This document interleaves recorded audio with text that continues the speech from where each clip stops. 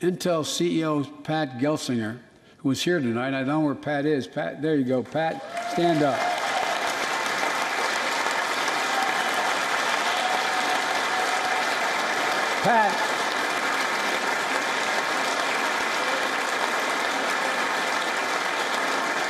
Pat came to see me, and he told me they're ready to increase their investment from $20 billion to $100 billion. That would be the biggest investment in manufacturing in American history. And all they're waiting for is for you to pass this bill. So let's not wait any longer. Send it to my desk. I'll sign it. And we'll really take off in a big way. And folks,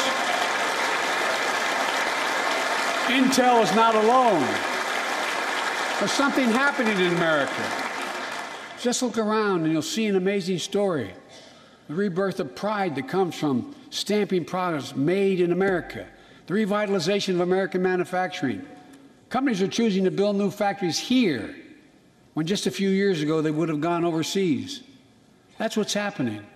Ford is investing $11 billion in electric vehicles, creating 11,000 jobs across the country. GM is making the largest investment in its history, $7 billion to build electric vehicles, creating 4,000 jobs in Michigan. All told, 369,000 new manufacturing jobs were created in America last year alone. Folks,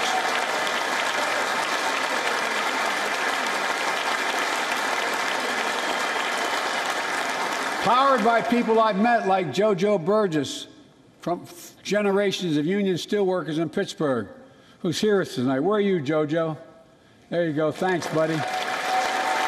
As Ohio Senator Sherrod Brown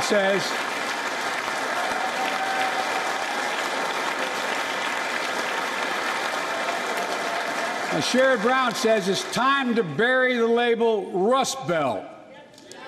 It's time to see what used to be called the Rust Belt become the home of a significant resurgence of manufacturing.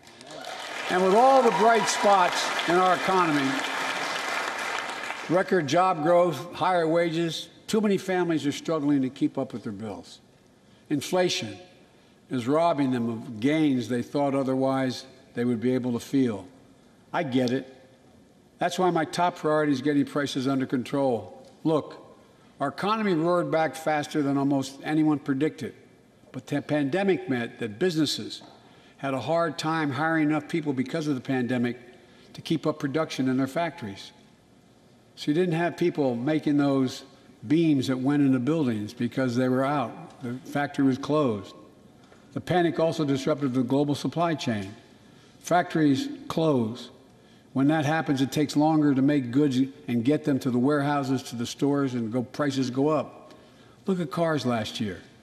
1/3 of all the inflation was because of automobile sales. There weren't enough semiconductors to make all the cars that people wanted to buy. And guess what? Prices of automobiles went way up, especially used vehicles as well. And so we have a choice. One way to fight inflation is to drive down wages and make Americans poorer. I think I have a better idea to fight inflation. Lower your costs, not your wages. And folks,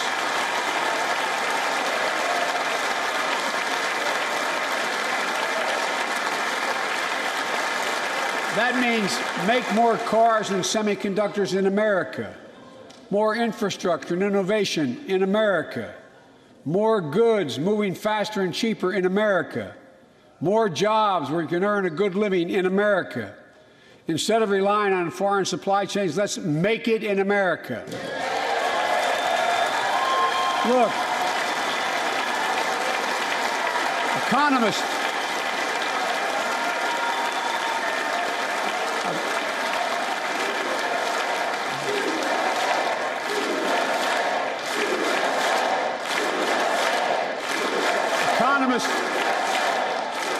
call this increasing the productive capacity of our economy.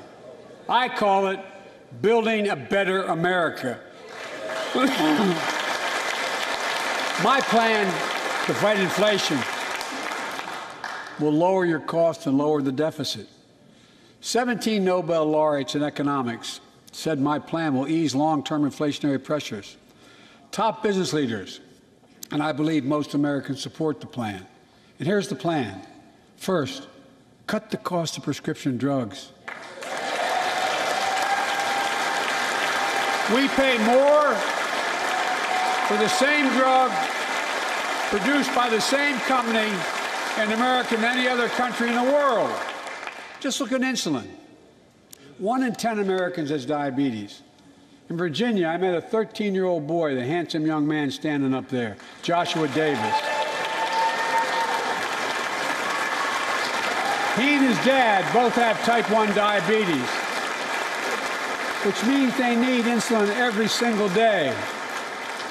Insulin costs about $10 a vial to make. That's what it costs the pharmaceutical company. But drug companies charge families like Joshua and his dad up to 30 times that amount. I spoke with Joshua's mom. Imagine what it's like to look at your child who needs insulin to stay healthy and have no idea how in God's name you're going to be able to pay for it. What it does to your family, but what it does to your dignity, your ability to look your child in the eye, to be the parent you expect yourself to be. I really mean to think about that. That's what I think about. You know, yesterday, Joshua's here tonight, but yesterday was his birthday. Happy birthday, buddy, by the way. For Joshua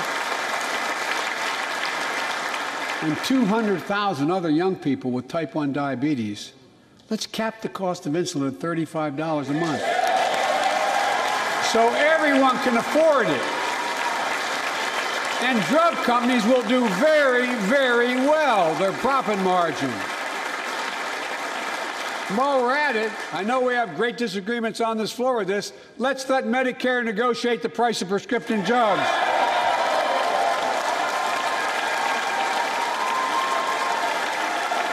They already set the price for VA drugs. Look, the American Rescue Plan is helping millions of families with Affordable Care Act plans to save them $2,400 a year on their health premiums. Let's close the coverage gap and make these savings permanent. And second, let's cut energy costs for families, an average of $500 a year by combating climate change. Let's provide an investment tax credits to weatherize your home and your business, to be energy efficient and get a tax credit for it. Double America's clean energy production in solar, wind, and so much more. Lower the price of electric vehicles, saving another $80 a month that you're not going to have to pay at the pump. Folks,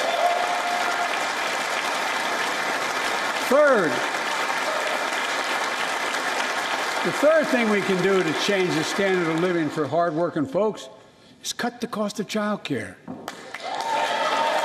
Cut the cost of child care. Folks,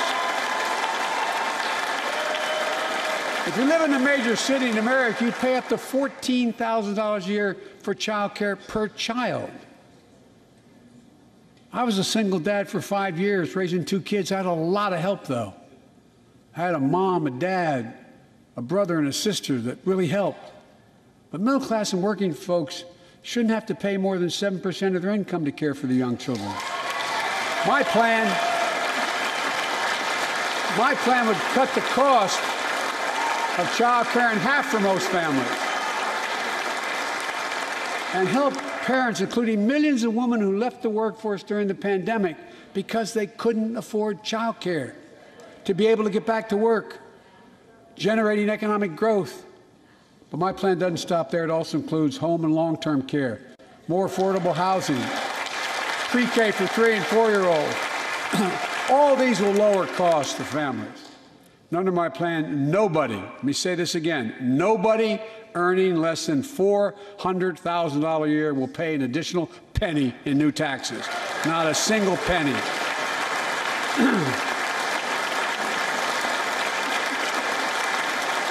I may be wrong, but my guess is if we took a secret ballot in this floor, that we'd all agree that the present tax system ain't fair. We have to fix it. I'm not looking to punish anybody, but let's make corporations and wealthy Americans start paying their fair share. Look, last year,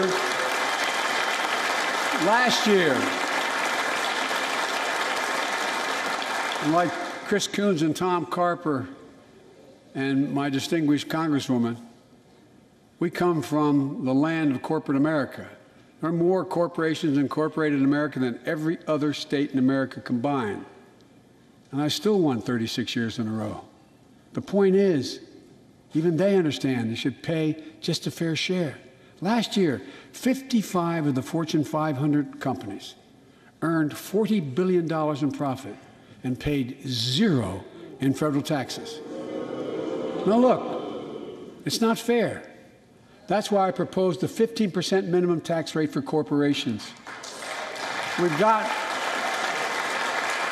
that's why in the G7 and other meetings overseas, we're able to put together, I was able to be somewhat helpful, 130 countries agree on a global minimum tax rate. So companies can't get out of paying their taxes at home by shipping jobs and factories overseas. It'll raise billions of dollars. That's why I propose closing loopholes for the very wealthy who pay a lower tax rate than a teacher and a firefighter. So that's my plan, but we'll go more detail later. we will grow the economy, lower the cost of families. So what are we waiting for? Let's get this done. We all know we've got to make changes. Folks,